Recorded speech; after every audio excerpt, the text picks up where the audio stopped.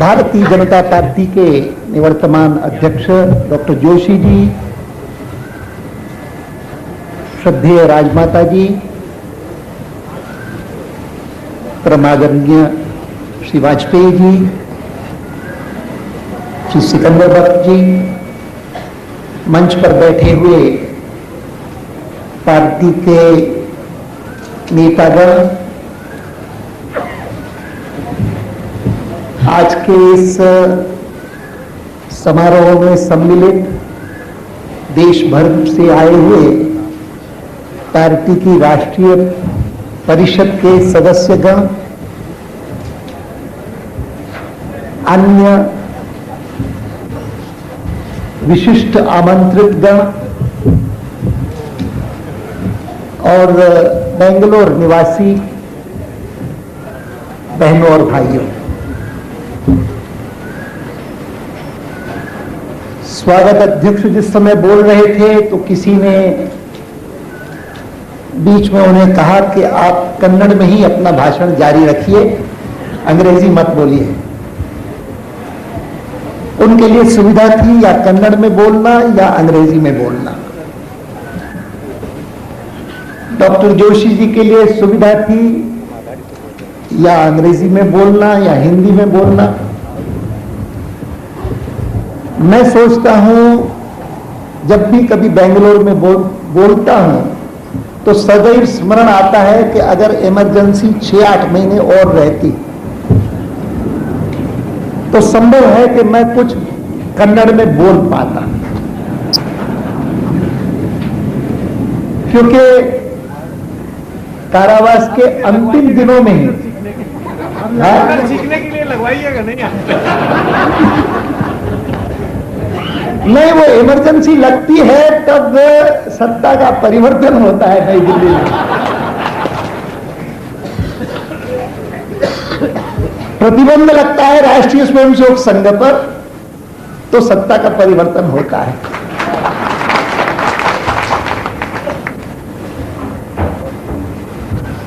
मैं बहुत आभारी हूं राष्ट्रीय परिषद के सभी सदस्यों का कि मुझ पर विश्वास प्रकट किया और पार्टी के इस महान पार्टी के अध्यक्ष पद की जवाबदारी मुझे सौंपी।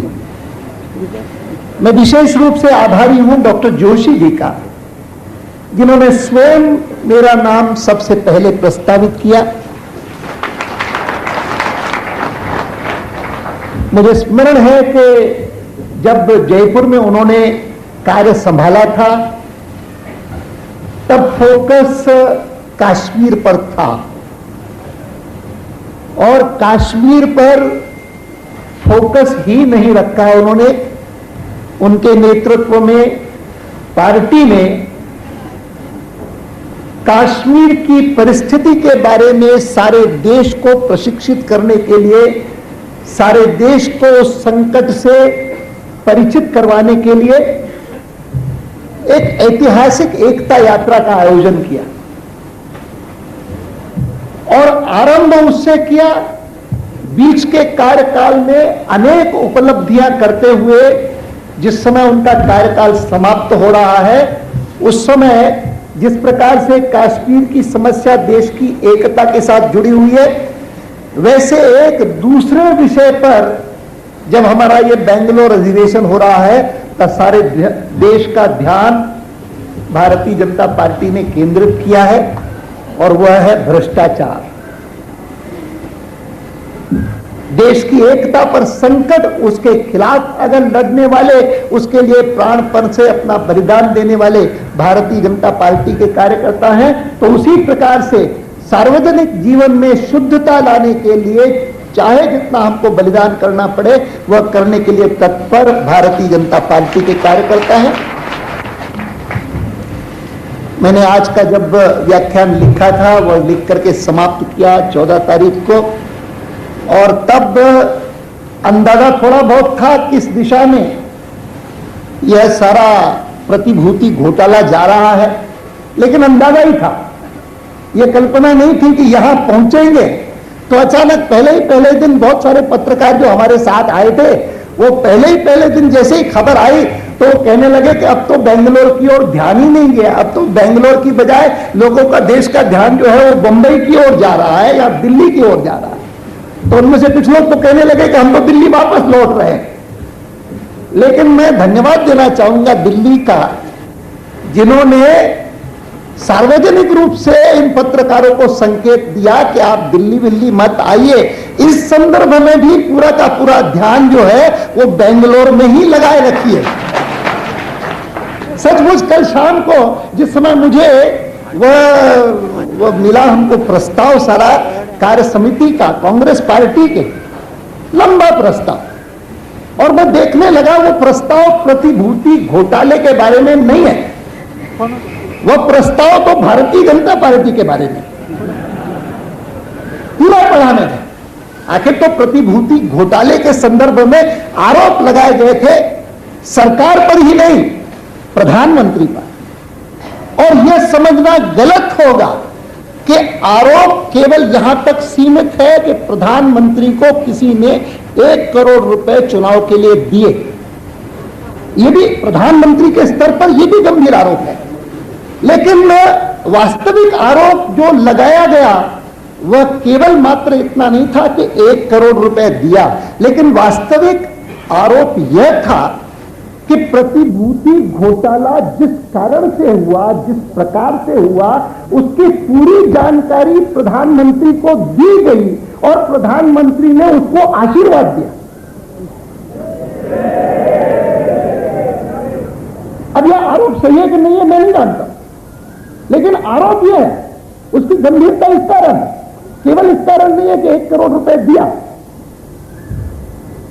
क्योंकि अगर प्रधानमंत्री ने जो कुछ उन्होंने लिखा है अपने एफिडेविट में, कहा कि नहीं कहा, ये तो कोई जांच करे, कोई निष्पक्ष अथॉरिटी जांच करे, और वो निष्पक्ष अथॉरिटी जांच करने के लिए अवसर हो जब उस पद पर वह व्यक्ति न हो कि जिसके ऊपर आरोप है। मैं ये मानता हूं कि कांग्रेस पार्टी का यह प्रस्ताव एक सार्वजनिक स्वीकृति है कि आज भ्रष्टाचार के खिलाफ कोई प्रबल प्रहरी है, कोई प्रबल विरोधी है। तो जिस प्रकार से जयप्रकाश नारायण 1974-75 में थे, तो उस समय संपूर्ण क्रांति के आंदोलन का केंद्र बिंदु था भ्रष्टाचार। भ्रष्टाचार प्रशासन में, भ्रष्टाचार चुनाव में, भ्रष्टाचार शिक्षा में, और संपूर्ण क्रांति लाने का उन्होंने संकल्प किया। मुझे याद है उन दिनों में जितने प्रस्ताव कांग्रेस पार्टी की ओर से पारित होते थे, उन कांग्रेस पार्टी के प्रस्ताव का गुस्सा निकलता था जयप्रकाश नारायण। यद्यपि उस आंदोलन में भारतीय जनसंघ ने, हम सब लोग उस समय भारतीय जनसंघ में थे, उन्होंने बहुत योगदान दिया, लेकिन जनसंघ पर इतना गुस्सा नहीं निकलता था जयप्रकाश नारायण। जयप्रकाश नारायण ऐसे, जयप्रकाश नारायण ऐसे सेना में बगावत करवा रहे हैं, पुलिस में बगावत कर रहे हैं, दुनिया भर के आरोप जयप्रकाश नारायण पर लगाए जाते थे। प्रस्तावों में आक्रमण का केंद्र बिंदु लोकनायक जयप्रकाश नारायण। राजीव गांधी पर जब आरोप लगे बोफोर्स के संदर्भ में, तो उस समय जो कांग्रेस पार्टी के प्रस्ताव पास होते थे, तो उसमें केंद्र बिंदु भारतीय जनता पार्टी नहीं थी, केंद्र बिंदु विश्वनाथ प्रताप सिंह कि ये इस प्रकार के हैं, ये कभी उनको कहा कि बिट्रेयर है, इन्होंने धोखा किया है कांग्रेस पार्टी को, ये विभीषण है, ये है। अब किसी ने कहते तो सब पूछा, किसी ने ये विभीषण कौन होता था, लेकिन आज जब कल प्रतिभूति घोटाले के संदर्भ में कांग्रेस पार्टी ने प्रस्ताव पास किया, तो प्रतिभूति घोटाले के संदर्भ में जो आरोप लगाए गए थे उसमें से एक का भी उत्तर नहीं है, किसी का उल्लेख भी नहीं है कि भाई वास्तव में कोई वहां पर आया था कि नहीं आया था, सब पाल मित्र लाए थे कि नहीं लाए थे, किसी ने ऐसा कहा कि नहीं कहा, एक का भी उत्तर नहीं है। पूरा का पूरा हमला के भारतीय जनता पार्टी ऐसी, भारतीय जनता पार्टी वैसी, दुनिया भर की जो गालियां दी जाती है वो दी गई है। मैं ये मानता हूं कि कांग्रेस पार्टी का यह प्रस्ताव एक सार्वजनिक स्वीकृति है कि आज भ्रष्टाचार के खिलाफ कोई प्रबल प्रहरी है, कोई प्रबल विरोध भी है। तो जिस प्रकार से जयप्रकाश नारायण 1974-75 में थे, जिस प्रकार से देश में विश्वनाथ प्रताप सिंह जी को 1984-88 में माना, वैसे आज अगर कोई क्रूसेडर है करप्शन के खिलाफ तो भारतीय जनता पार्टी।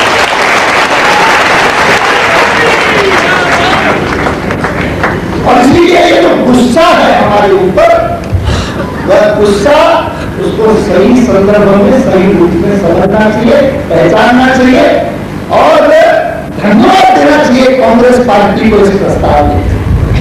बहुत अच्छा काम किया, सबको बता दिया कि हिंदुस्तान में भ्रष्टाचार के खिलाफ कौन है और भ्रष्टाचार के पक्ष में कौन है, ये तो संसद में ही आपने बता दिया। रामास्वामी जी के महाभियोग प्रस्ताव के समय अच्छा उसकी बारे में हमने केवल आरोप किया है, और वो आरोप केवल नहीं था, वह तो एक प्रकार से न्यायाधीशों की एक समिति ने जांच करके निष्कर्ष निकाला, जिसके आधार पर संसद को केवल एक औपचारिक निर्णय करना था, लेकिन किया सरकार। अब मुझे याद है कि यहाँ आज से 18 साल पहले जब वाजपेयी जी और मैं यहाँ आए बेंगलुरु, यही जून का महीना, बेंगलुरु फिर से एक संसदीय समिति की बैठक थी। वहां भयंकर गर्मी हो गई दिल्ली में, सोचा कि 2 दिन जाकर के बेंगलुरु की ठंडी हवा खा लेंगे, बहुत बढ़िया हवा रहती। जून के महीने में भी गर्मी का अनुभव ही होता। अब यहाँ पर आज हमारी जो गर्मी है उष्णता है, उसके कारण भले थोड़ी बहुत लगती है, अन्यथा जून के महीने में भी ठंडी हवा चलती है। लेकिन जब आए थे यहाँ पर तब जरा सी भी कल्पना नहीं थी कि 2 दिन की बजाय 19 महीने ठंडी हवा खानी पड़ेगी और लेजिस्लेटर्स होम में रहने की बजाय यहाँ के केंद्रीय कारावास में जाकर के रहेंगे बेंगलोर के। लेकिन ये मैं इस बात का उल्लेख इसमें कर रहा हूं कि केवल समय स्थान का और समय का सहयोग है इसके कारण नहीं, लेकिन इस कारण भी कि इन दिनों में जब कांग्रेस पार्टी के लोग जिन्होंने उस समय इमरजेंसी लाई, जिन्होंने लगभग हिंदुस्तान से लोकतंत्र को समाप्त कर दिया केवल मात्र अपने गति की रक्षा करने के लिए, जयप्रकाश नारायण जैसे लोग, मुरारी भाई जैसे लोग, उनके ऊपर इतने गंभीर आरोप लगा करके उनको जेल में डाल दिया, राष्ट्रीय स्वयंसेवक संघ पर पाबंदी लगा दी, 20,000 राष्ट्रीय स्वयंसेवक संघ के, भारतीय जनसंघ के, कांग्रेस के, सोशलिस्ट पार्टी के कार्यकर्ता उनको पंजीकरण में डाल दिया। पत्रकार बैठे हैं, ऐसी सेंसरशिप तो करिए, अंग्रेजों ने नहीं लगाई होगी जैसी उस समय लगा दी है। ऐसा भयंकर और गलत पार्टी हमको सबक सिखाती है लोकतंत्र का। हमको कह दिया कि तुमने भूलो तो भूल गया, कल्याण सिंह जी को रोज समझाते, तुमने ऐसा कर दिया, तुमने वैसा कर दिया, तुमने भुलवा दिया। हनुमान जी की बड़ी चर्चा हुई है, तो मैं कहता हूं कि हनुमान जी जब गए थे लंका तो केवल इसलिए गए थे, राम जी ने भेजा था कि तुम जाकर के शोध करके आओ कि सीता जी कहां है, सीता जी वहां है कि नहीं है। राम जी ने उनको नहीं कहा था कि तुम लंका दहन करके आओ। ढांचे को ढहाने की किसी ने सलाह नहीं दी थी, वो तो योजना नहीं की। अगर उनको पकड़ा ले जाता, मेघनाथ उसको पकड़ करके और रावण के दरबार में ले जाता और उनके पूंछ में वो लगा करके और आग न देता तो लंका दहन नहीं होता। लेकिन लंका दहन हो गया, इसके ऊपर अफसोस किसी को नहीं होगा। कभी किसी को पश्चाताप करने की जरूरत नहीं। लंका कैसे करनी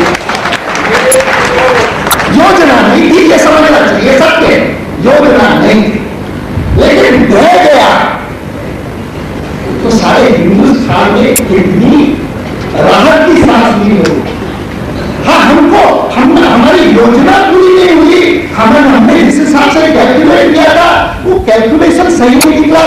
तो जो भी व्यक्ति सार्वजनिक जीवन में काम करता है और कैलकुलेशन के हिसाब से चलता है, तो जब भी कभी कैलकुलेशन गलत निकलता है अफसोस तो होता है। बाकी जिस प्रकार की गाली गलौज 6 दिसंबर के बाद शुरू किया है हमारे विरोधियों ने और कुछ उन लोगों ने जो एक प्रकार से यहां की धरती से उछले हुए उखड़े हुए, सचमुच ये हमारे एक मित्र बैठे हुए बताते हैं कि हम एक पत्रकार ने इंडिया इंटरनेशनल सेंटर पर पकड़ करके और कहा कि शर्म से कहो कि हम हिंदू हैं, शर्म से कहो कि हम हिंदू हैं, जोर जोर से सार्वजनिक रूप से सबके सामने कहते रहे शर्म से कहो कि हम हिंदू हैं। आप कल्पना नहीं कर सकते कि इस प्रकार के संगठन या इस प्रकार के व्यक्ति जो इस प्रकार की भाषा बोलते रहे हैं, जो एक प्रकार से सार्वजनिक रूप से हमारी जड़ें इस धरती में नहीं है, इस बात को बखानते हैं और सार्वजनिक रूप से इसका प्रचार करते हैं, उनके बारे में कितनी वितृष्णा, सेंस ऑफ रिवल्शन लोगों के मन में पैदा होता है। अच्छा, हमको लाभ होता है।